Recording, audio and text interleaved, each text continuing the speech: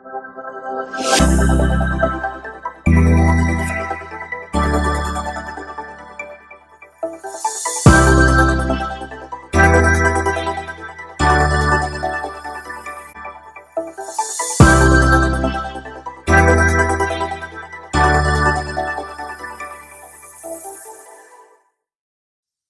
guys, welcome back.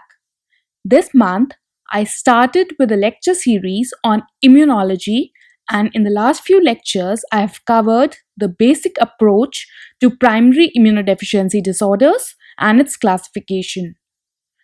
From this lecture onwards, I will be covering the various primary immunodeficiency disorders one by one. In this video, I'm going to talk about phagocytic deficiencies, first starting with congenital neutropenias. Just to remind you, all lectures on immunology are grouped together in the channel playlist Immunology Made Easy on my channel Comprehensive Medicine Classes. Do subscribe to my channel for regular updates. So let's start with a brief revision on when to suspect primary immunodeficiency disorders. Just remember that the patient of primary immunodeficiency disorder is usually a child. The child has a usual positive family history, number one. Second, because of the immunodeficiency, that is, his or her immune system is weak. This leads to infections, multiple infections at multiple anatomic locations. And these infections, they usually increase in frequency and severity with age. The infections, they are recurrent and they are of serious nature, and they usually occur with common pathogens. The common pathogens which do not cause diseases in normal human beings, in patients of immunodeficiency, they can cause recurrent and serious infections. While an unusual pathogen causing a serious infection can usually lead to death in these patients. Okay, so these were the points which point towards the presence of a primary immunodeficiency disorder. So a child presenting with multiple infections right from birth, having a positive family history, and his or her infections increasing in frequency and severity with age, and usually the common pathogen causing serious infections in the child, this points towards the presence of a primary immunodeficiency disorder.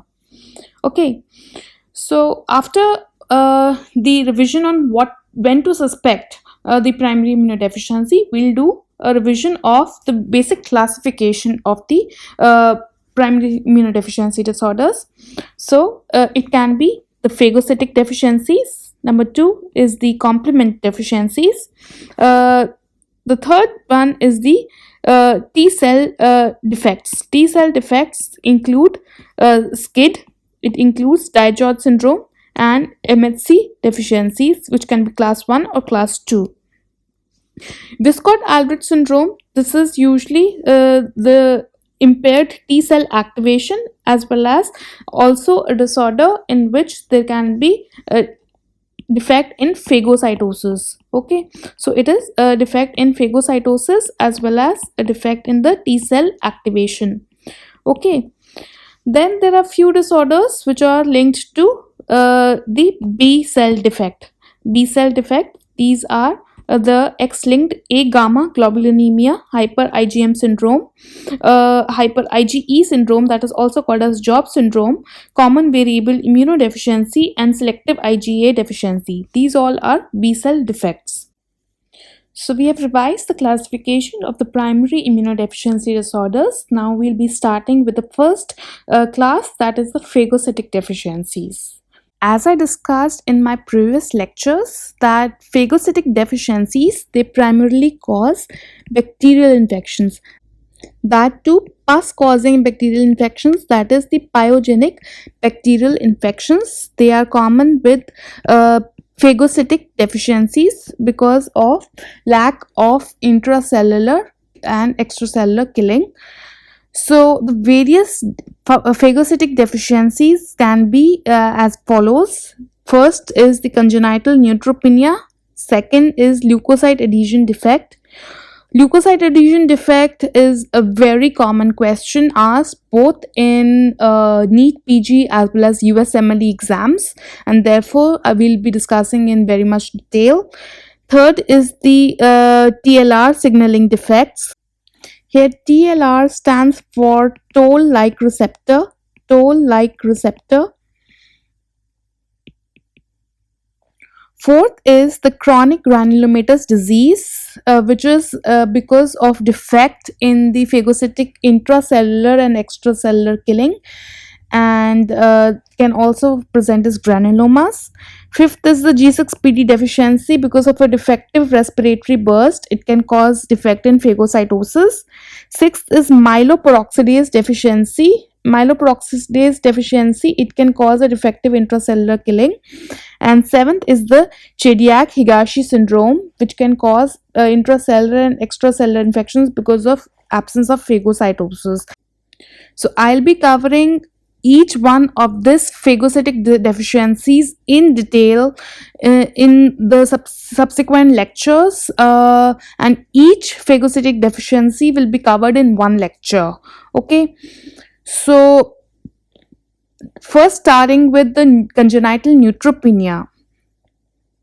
So what is neutropenia? When the absolute count of the polymorphonuclear cells, that is the PNCs, they diminish, it is called as neutropenia. And what is congenital neutropenia? It is the primary immunodeficiency disorder which is associated with recurrent bacterial infections. Remember, phagocytic means bacterial infections. Also associated with autoimmune phenomena, hematological malignancies, and neuropsychiatric manifestations that occur because of a congenital defect. Now, severity of neutropenia, it is measured how? By the absolute number of the neutrophil granulites in the peripheral blood, that is the absolute neutrophil count in the peripheral blood. So it is classified as, what is the classification? Classification is mild neutropenia, moderate neutropenia, and the severe neutropenia. The mild neutropenia, it is defined as less than 1500 neutrophils per millimeter cube. Moderate neutropenia is less than 1000 neutrophils per millimeter cube, and severe neutropenia, remember, is less than 500 neutrophils per millimeter cube. Remember, severe neutropenia is the cause of very severe recurrent bacterial infections in infancy, and the most common type is the severe congenital neutropenia, which presents with less than 500 neutrophils since birth. Okay, so let's classify the congenital neutropenias. They can be non-syndromic neutropenia, which is the most common I'll be discussing. Rest are the congenital neutropenias that are associated with oculocutaneous hypopigmentation, that is albinism. Albinism is lack of pigment. Okay, the hypopigmentation occurs in the eyes and the skin. The congenital neutropenias with oculocutaneous albinism, the most important is the chediak-higashi syndrome. Others we do not need to remember. Then next, congenital neutropenia with pancreatic insufficiency associated can be the Schaumann body and diamond syndrome and the Pearson-Marrow syndrome. Congenital neutropenia along with a combined immunodeficiency is WIM syndrome important, and reticular dysgenesis. Congenital neutropenia with metabolic diseases associated can be glycogen storage disease type 1b, isovaleric acidemia and methylmalonic acidemia, and propionic acidemia. Okay. Congenital neutropenia associated with bone marrow insufficiency is important to remember, as Fanconi anemia is important. Remember, Fanconi anemia is associated with congenital neutropenia along with bone marrow insufficiency. Another one important is the dyskeratosis congenita, which is also congenital neutropenia with bone marrow insufficiency. Third one is the GATA2 deficiency. I'll be discussing these two in some detail in the further immunology lectures. Other syndromic neutropenias can also occur, which can be like the Cohen syndrome, which is important to remember. Okay, so this was the basic congenital neutropenia classification. I'll be covering only the non-syndromic congenital neutropenias in this lecture. So, first, let's do a basic approach of how to diagnose a patient of neutropenia. So, if the neutropenia has been confirmed with peripheral smear, that is, the neutrophils are less than 1500 per millimeter cube at least, um, or it can be less than 1000 or can be less than 500 depending on the severity. Less than 1500 is mild neutropenia, less than 1000 is moderate neutropenia, and less than 500 is severe neutropenia. Okay, so once the neutropenia it has been confirmed with a peripheral smear, next what we do is uh, we check whether the previous neutrophil count was normal or not. That is, at present, the neutrophil count has been confirmed to be less, but we check the previous records if the previous neutrophil count is normal or not. If it is not normal, then that means it is a congenital type of neutropenia. And if the previous neutrophil count has been normal, then it is an acquired type of neutropenia. Now, if the previous neutrophil count has been less, that means it is a congenital type of neutropenia, and we look for the phenotype of the patient. If this phenotype is abnormal, if this phenotype has been abnormal, then we can look for diseases like dyskeratosis congenita, Fanconi's anemia, hair cartilage hypoplasia, and Schwammen-Diamond syndrome.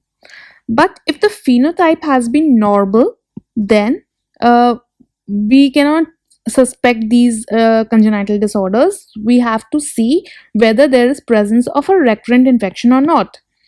If there is presence of recurrent infections, if the recurrent infections are present, then we suspect most commonly the severe congenital neutropenia.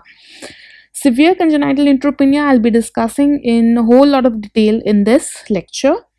The second most important we discuss is the infantile agranulocytosis, which is also called as Costman syndrome. Sometimes severe congenital neutropenia is also said as synonymous with Costman syndrome, but it's not. But it's not the same.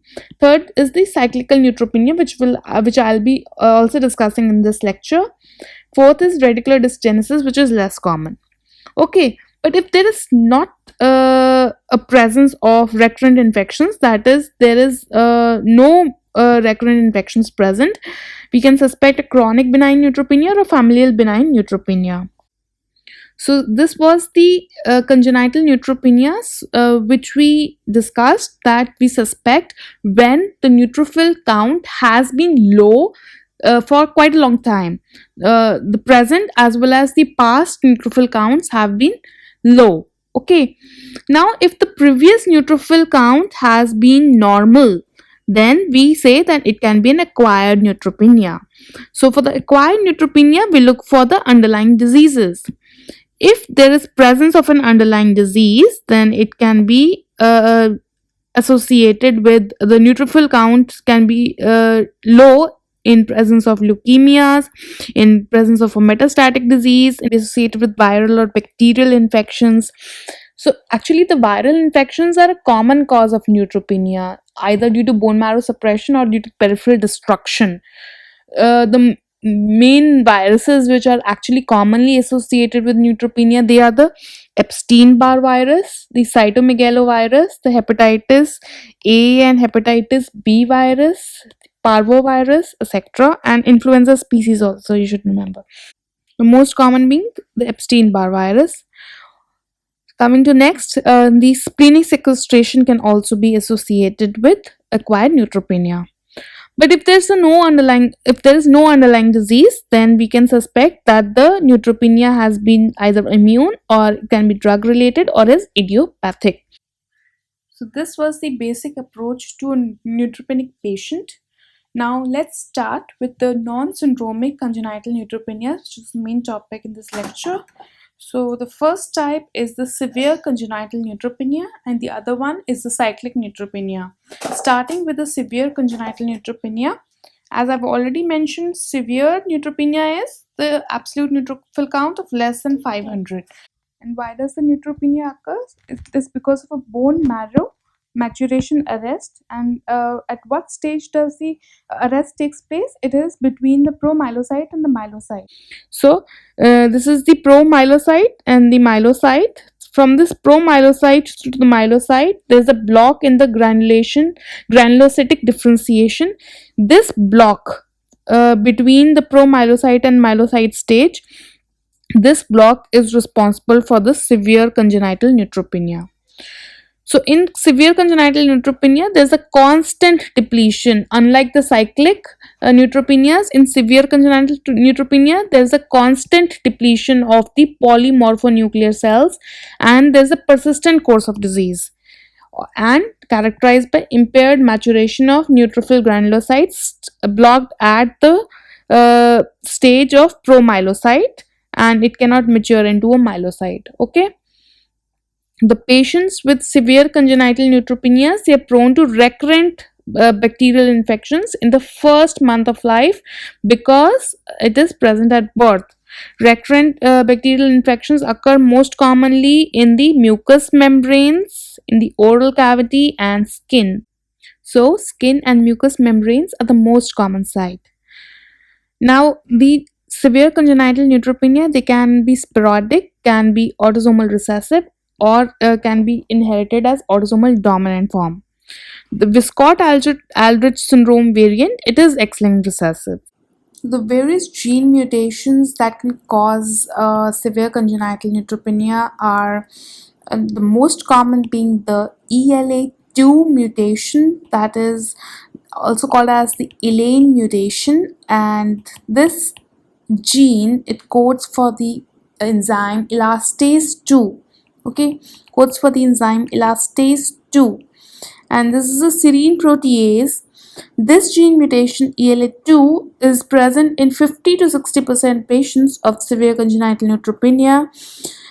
Its inheritance is either sporadic or can be inherited in an autosomal dominant fashion, and the associated features, they are absent, that is, it is an isolated neutropenia.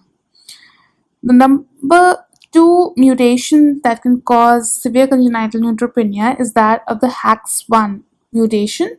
It's a gene that is found in the mitochondria and is responsible for major mitochondrial functions, and it's inherited in an autosomal recessive fashion.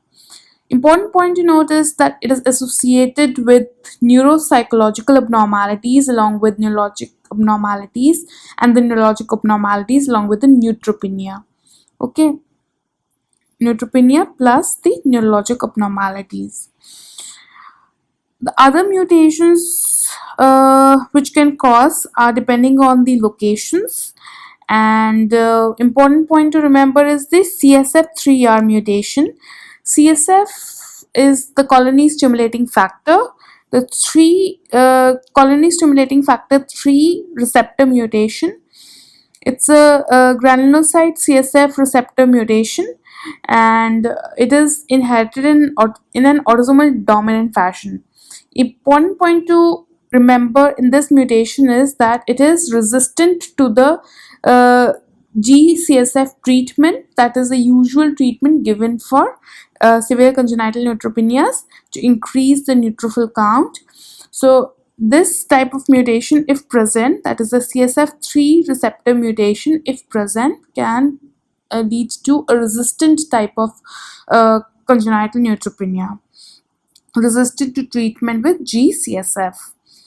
The only treatment for these cases is the hematopoietic bone marrow transplant or stem cell transplant, which we will be discussing later on. Okay. So, according to the major cellular locations of the proteins that are mutated in the severe congenital neutropenia, it can be, the major one is the because of the mutation in the neutrophil elastase, that is by the enzyme, that is by the gene ELA2, which is mutated. It leads to the mutation of the neutrophil elastase that is present in the eosinophil granules, and this mutation can lead to severe congenital neutropenias. The second one common is the HAX1 mutation, which is present in the mitochondria. Okay, other mutations can be because of the mutations in the nucleus, that is GATA2, and the GF1 mutation can be because of the mutation in the cytoskeleton. This is important because abnormality in the cytoskeleton leading to disruption of the microtubule assembly. Disruption of the microtubule assembly, it can lead to Wiskott-Aldrich syndrome. Microtubule assembly cannot take place because of the disruption in the cytoskeleton in Wiskott-Aldrich syndrome. This is important. We'll be discussing in the subsequent lectures. And also to remember is the receptor mutations like the is G-CSF-R receptor mutation, or also called as the CSF, that is colony stimulating factor 3 receptor mutation that is present, which is resistant to the treatment with colony stimulating factor G-CSF. Okay. So, as discussed already, the most common mutations are that of the Elaine mutation that encodes the neutrophil elastase and is inherited in the autosomal dominant fashion, while the next most common is the HAX1 mutation that is giving a product that contributes to the activation of G-CSF signaling pathway, and this HAX1 gene is in mutation is inherited in an autosomal recessive fashion. So Elaine mutation is the maximum, around 40 to 50% of the cases, that is an average 45% of the cases is inherited in this autosomal dominant fashion through the Elaine 2 mutation that encodes for the neutrophil elastase enzyme, and second is the HAX1 mutation that encodes a protein that contributes to the activation of the G-CSF signaling pathway, and this is inherited in an autosomal recessive fashion. Now, severe congenital neutropenias, they may predispose to either a myelodysplastic syndrome or acute myeloid leukemia. So, presence of severe congenital neutropenias have predisposition for leukemias. Okay. Also, important point you should note is that we discussed about the CSF3R, that is the colony stimulating factor 3 receptor. It is a receptor for colony stimulating factor 3. Okay. Now, colony stimulating factor 3R, it plays an important role in the growth and differentiation of the granulocytes. And the mutations in the CSF3R have been particularly associated with the development of AML. Okay, so what are the molecular events in the malignant progression?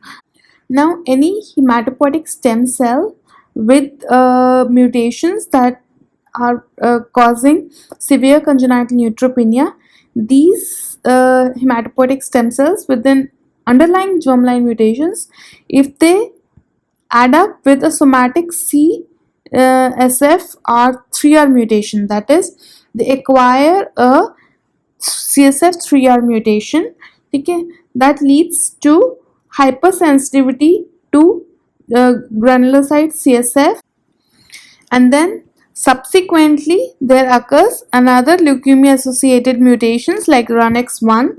So acquisition of additional mutations like RUNX1 mutation, it leads to development of leukemia, that is leukemic evolution takes place.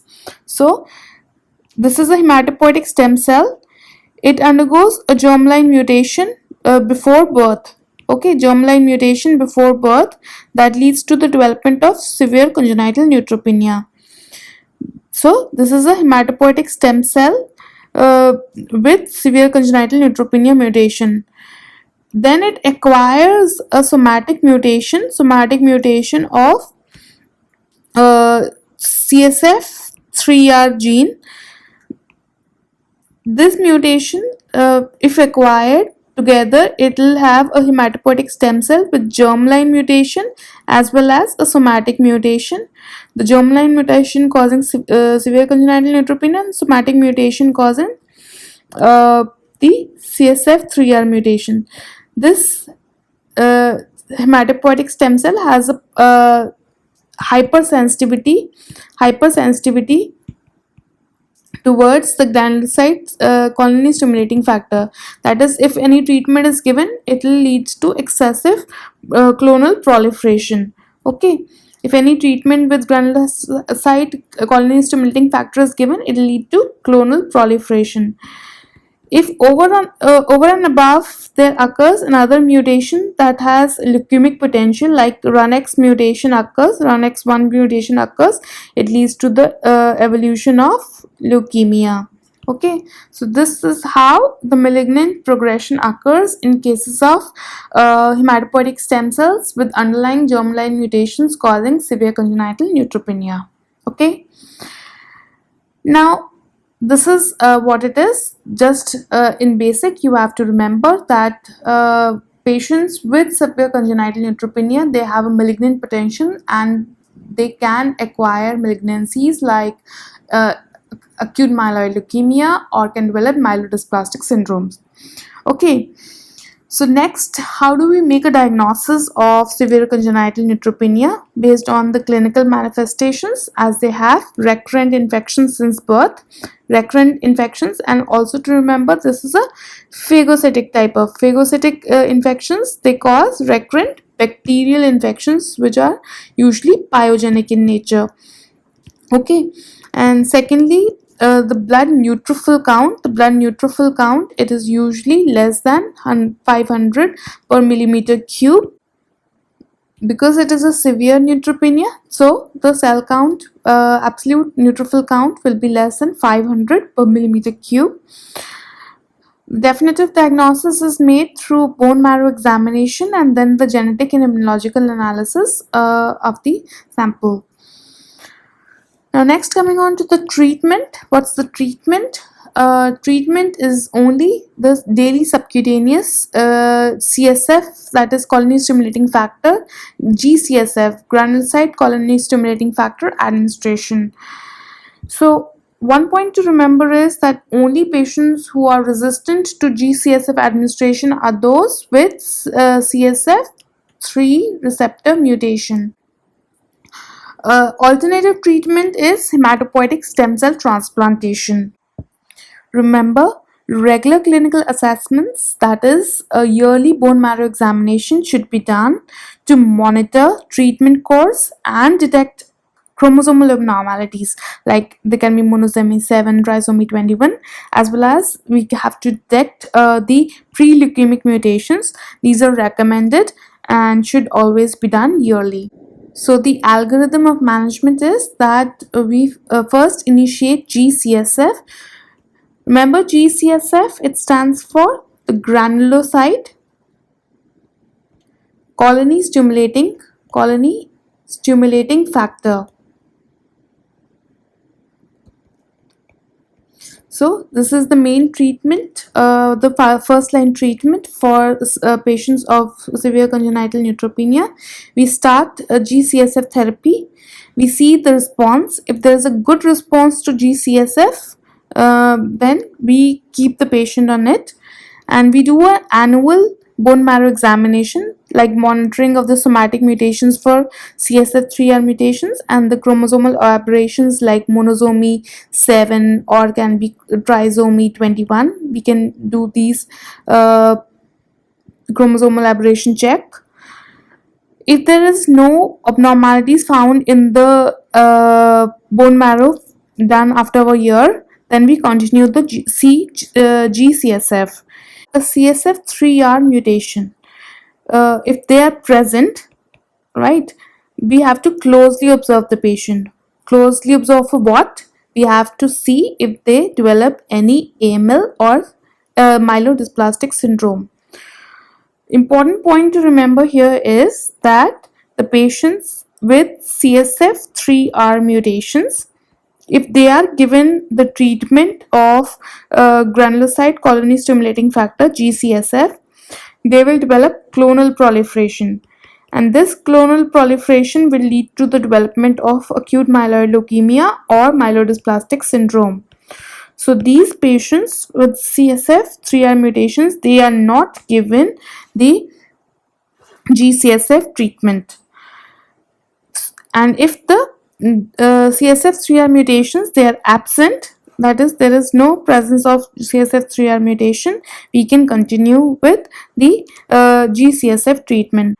Now, at the initiation of G-CSF, if the response has not been good, we gradually increase the maximum dose of G-CSF. If still no response, then only treatment left is that of the hematopoietic stem cell transplant. So this was the management algorithm for the patients of severe congenital neutropenia. Next, we'll be discussing the second type of non-syndromal congenital neutropenia, that is the cyclic neutropenia. So cyclic neutropenia, it is characterized by an oscillating levels of absolute neutrophil count. So in this graph, we can see that the absolute neutrophil count, this is the ANC, this absolute neutrophil count is going down and up. Okay, so this is the red line. The red line is the normal neutrophil count. Normal ANC count, normal ANC, that is the absolute neutrophil count. The normal is shown by the red line, this red line.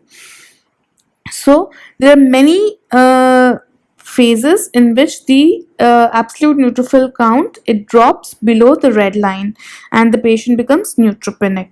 Okay, so every 21 days the neutrophil count, it drops. So it is an intermittent neutropenia and recurrence occur every 21 days or on an average 3 weeks, but it can vary from 2 to 5 weeks. On an average we remember as 21 days or 3 weeks.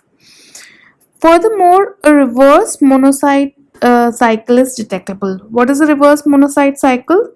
That is that during the period of low ANC, that is when the absolute neutrophil count is low, these peaks, the monocyte population, this is the monocyte population. At this period, the monocyte population, it increases. So during the periods of low ANC, low absolute neutrophil count, the monocyte population increases to decrease again when the ANC returns to normal values. So at these phases, let me show it with the different color. So this is the period when the ANC count, it becomes normal. The neutrophil count, it becomes normal at this phase. At this phase, correspondingly, the monocyte count, it drops again. Okay, so this is the reverse monocyte cycle. So reverse monocyte cycle is that during the periods of low ANC, the monocyte population increase, while when at the periods of, this is the periods of low ANC, the monocyte population increase, while at the periods of high absolute neutrophil count, the monocyte population, it decreases. Okay, so let me clear and show you again this graph. You can see it here. When the neutrophil count, it becomes low, the monocyte, it increases, while when the neutrophil count, it becomes high, then the monocyte count, it decreases. Okay, now the cyclic neutropenia, the infections that occur in cyclic neutropenia, they are self-limited and they usually occur at the nadir of the neutropenia. So when the neutropenia is the least, when the absolute neutrophil count is the least, at that moment usually the infections occur, but they are self-limited. When the neutrophil count increases again, they disappear. Cyclic neutropenia is usually associated with a milder course of disease than the severe congenital neutropenia, and the infections, they occur only during the periods of low absolute neutrophil count, and sepsis and leukemia are less often seen. And remember, cyclic neutropenia, it is inherited in the autosomal dominant fashion. So with this, we come to the end of cyclic neutropenia and the congenital neutropenias. In the next lecture, we'll be discussing the leukocyte adhesion deficiency, that is the most important of the phagocytic deficiencies. For all the videos on immunology, kindly refer to the channel playlist Immunology Made Easy on my channel Comprehensive Medicine Classes. Kindly subscribe to my channel for regular updates. Don't forget to hit the bell icon for notifications. Hope you all enjoyed the video. Thank you.